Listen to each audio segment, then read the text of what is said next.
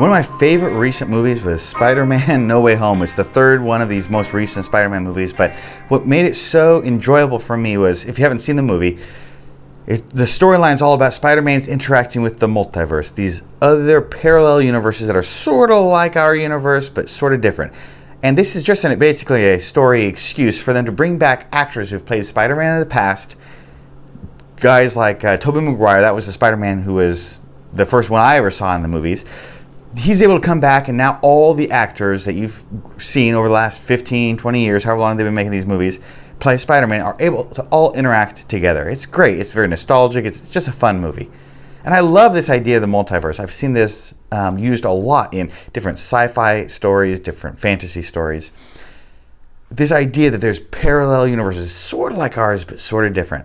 What I didn't realize, probably until I was in high school or so, was that this is actually a theory that some people really believe about reality, that there may really be a multiverse where our universe is not the only thing that exists, but a innumerable amount, maybe even infinite amount of universes might exist outside of ours that would be maybe very similar, maybe very different.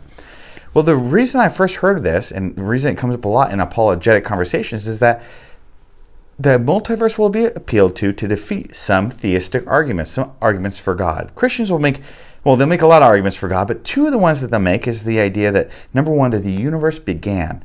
They'll say if the universe began, it didn't always exist, then there must have been some cause, and that the best explanation is a very powerful being that caused the universe. Things like the Big Bang in science will be pointed to say, look, it doesn't look like the universe always existed, but rather that time, space, and matter all began at some fixed point in the past. So how do we explain that? And Christians will say that, and I believe this is true, that the best explanation for that is that God exists.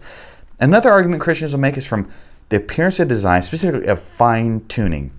Fine-tuning is this idea that there's a number of scientific constants, like the force of gravity, that don't necessarily have to be the way they are, but they, for whatever reason, are set just so.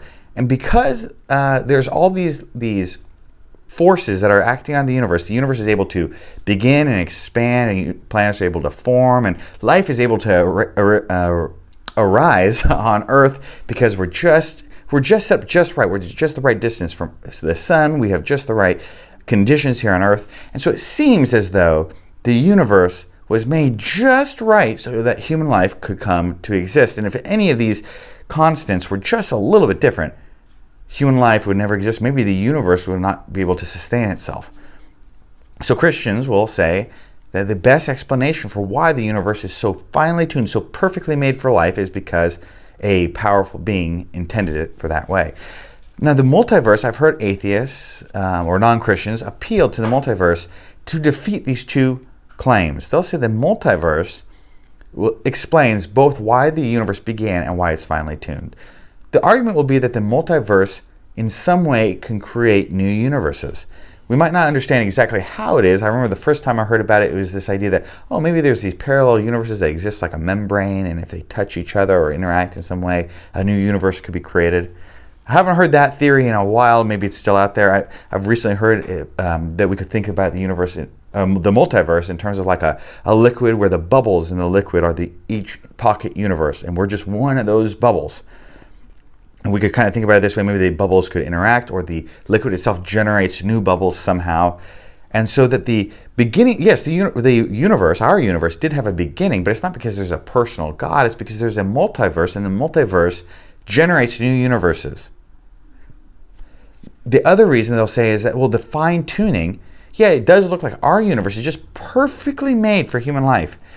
And what's the chances that would happen just totally by chance? Well, the chances increase if there's a innumerable, or especially if there's an infinite amount of other universes out there. Then we are one universe that just happened to be just right for human life, and many other universes exist where maybe there's no life, or life is so different, or whatever the case would be. And so if there is a multiverse, the argument from the beginning of the universe and from fine-tuning do not work, and so therefore God is not necessary. Now, I think the temptation would be, if we're first hearing this and we're a Christian, to say, if you're saying that there is no God because there's a multiverse, I want to attack the idea that there is a multiverse. I mean, after all, I only see one universe. What's the evidence that there's a multiverse. But I actually don't think we have to attack the idea of a multiverse. I think if we look at the claims of the multiverse, both arguments, the beginning and fine-tuning, still stand, although we might not realize it at first. Let's look at fine-tuning to begin with. We say that the fine-tuning in our universe is seen in the fact that everything is set up just perfectly that life can exist. And the chances would be, just by chance alone, it would seem like it was not necessary that it would be so perfectly attuned for our life. Well, the multiverse might actually have something similar going on. The multiverse, for some reason, if a multiverse exists, is able to generate new universes. But in order to create universes, think about how powerful that would be. I mean, our entire universe is just one small universe amongst many that this multiverse has created. The multiverse itself would seem to need to be finely tuned or created with a purpose to create universes.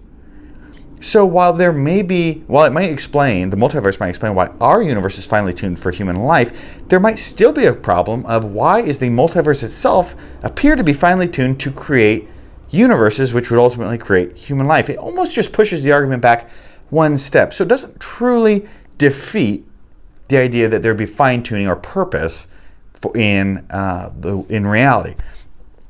I also don't think it takes away the idea of a beginning. A multiverse could explain maybe why our universe began, but the multiverse itself would necessarily need to have begun. And that's because we don't only argue that the universe began on scientific grounds, that there's a Big Bang. We also argue it on philosophical grounds. This is an idea we could look at called infinite regression. This is the idea that an infinite amount of things could not have already occurred in the past. We might have a potentially infinite future. In the future, there might be an infinite amount of things to come. But right now, at any given moment, we have a finite amount of events that have occurred. This is because if there is an infinite amount of things in the past, then there's no beginning. Well, if there's no beginning, it's very difficult to understand how we could have crossed all the events to today from infinitely in the past. It would be like somebody trying to run a race, and the finish line is today, and the starting blocks is the beginning of time. If the past goes back infinitely, it would be like every time the guy is about to get off the starting blocks because the starter pistol went off, they say, hey, let's stop. Let's just move those starting blocks back 1 foot. And then right as they're about to start the race, we move it back again. If we move it back infinitely, there's no way that runner is ever going to get to the finish line. Just like if there's an infinite amount of things in the past events, we could never get to today. So if a multiverse existed that at some point created our universe, well, then it itself could not have infinitely existed. It itself must have a beginning, and then we need to explain it. What kind of thing could create a multiverse? I think the best explanation would be an extremely powerful personal being.